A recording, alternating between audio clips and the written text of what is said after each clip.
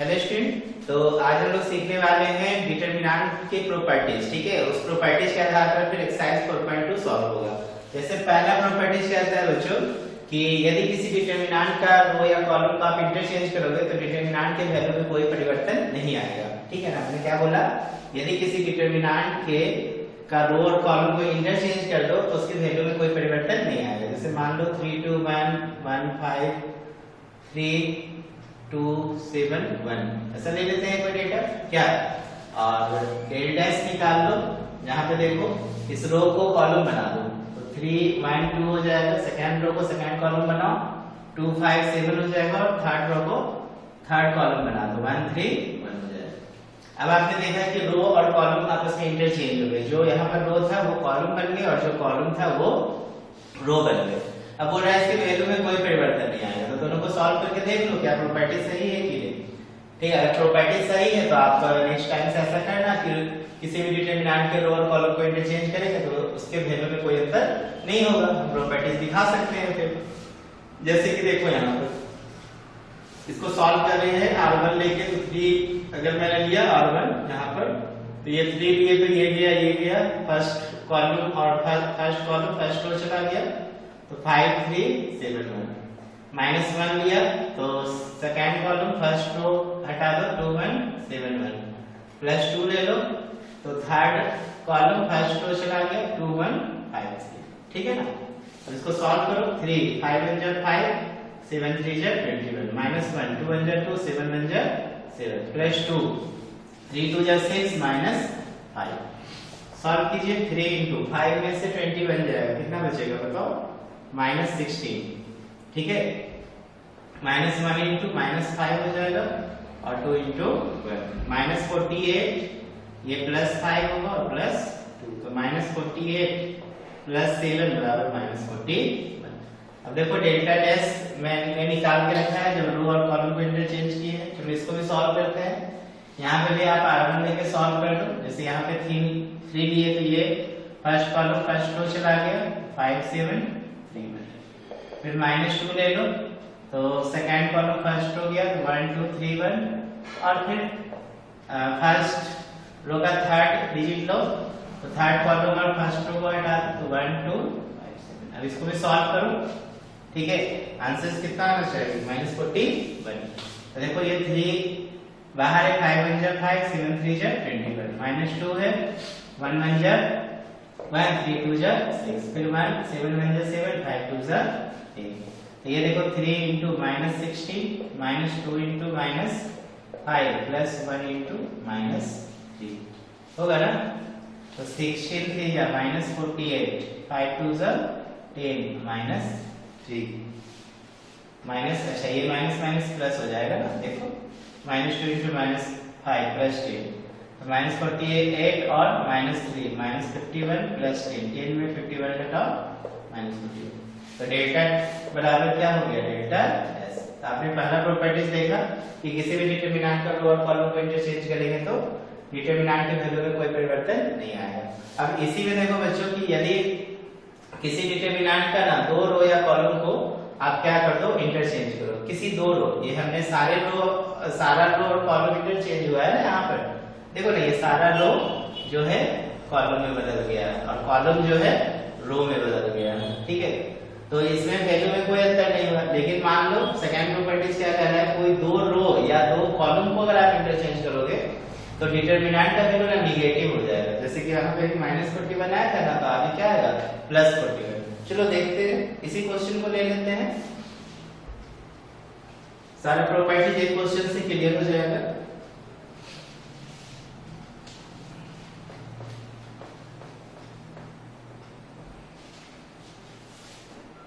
जैसे देखो second properties है कि किसी भी डिटरमिनेंट का दो रो या फिर कोई दो कॉलम को यदि इंटरचेंज करोगे तो डिटरमिनेंट की वैल्यू में कोई चेंजिंग नहीं आएगा। ठीक है, जैसे कि देखो हम डेल्टा डैश निकाल लेते हैं।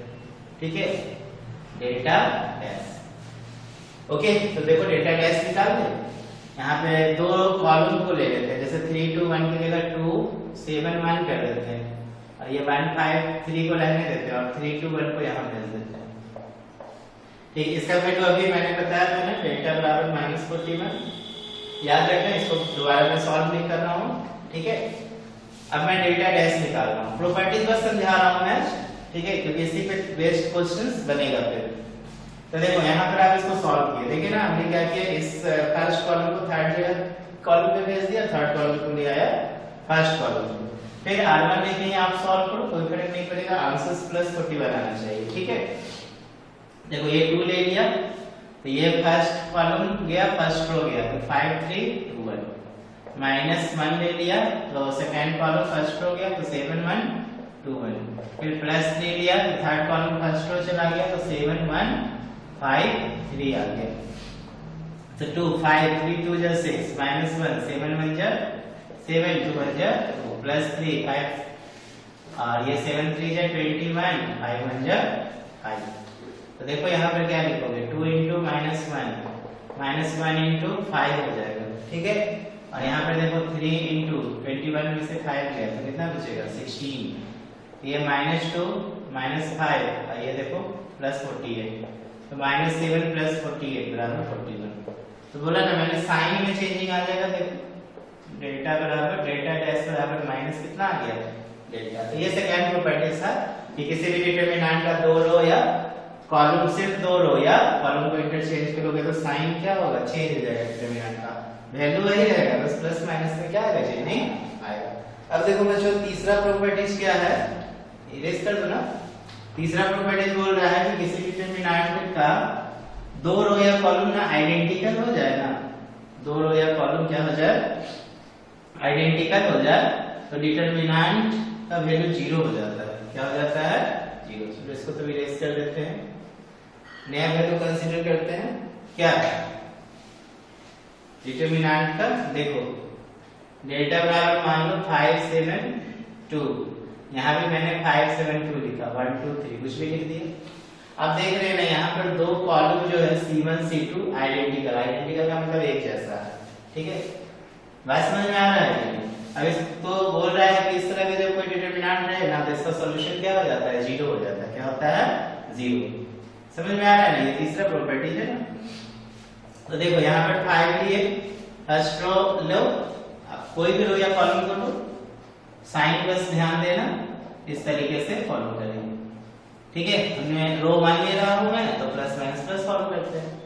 5 लिए तो ये गया फर्स्ट कॉलम फर्स्ट रो, तो 7 2 2 3 माइनस देखो 5 ले लो, ठीक है, तो ये फर्स्ट रो सेकंड कॉलम गया, तो 7 2 2 3 +1 लिए तो थर्ड कॉलम फर्स्ट रो चला गया, तो 7 2 7 2।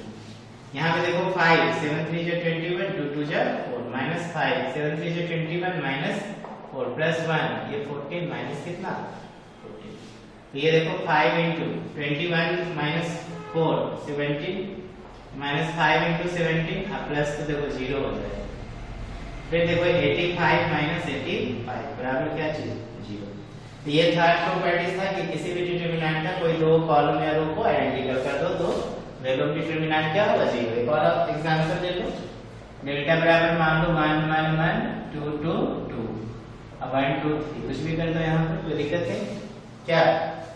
तो देखो ये और ये रो 1 रो 2 आइडेंटिकल है, रो 1 में देखो हर एक डिजिट सेम है और रो 2 में भी हर एक डिजिट सेम, दोनों तरह से आइडेंटिकल ढूंढ सकते हो, इस तरह से भी इस तरीके से। इसका भी सॉल्यूशन क्या आएगा 0 आएगा। देखो जब मैंने रो 1 लिया तो फर्स्ट रो गया, फर्स्ट कॉलम गया 2 2 2 3, ठीक है। इसके बाद देखो -1 लिए तो फर्स्ट रो सेकंड कॉलम गया, तो 2 1 2 3 और फिर +1 लिए तो फर्स्ट रो थर्ड कॉलम गया, तो 2 1 2 2।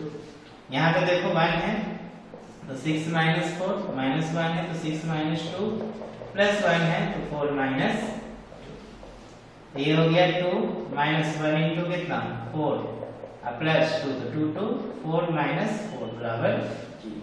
तो देखा ना किसी भी डिटरमिनेंट का 2 रो या कॉलम अगर आइडेंटिकल है तो डिटरमिनेंट का वैल्यू क्या होता है 0 होता है। समझ में आ रहा है ना, नोट करेंगे, नोट करेंगे जल्दी, मैं रेस कर रहा हूं।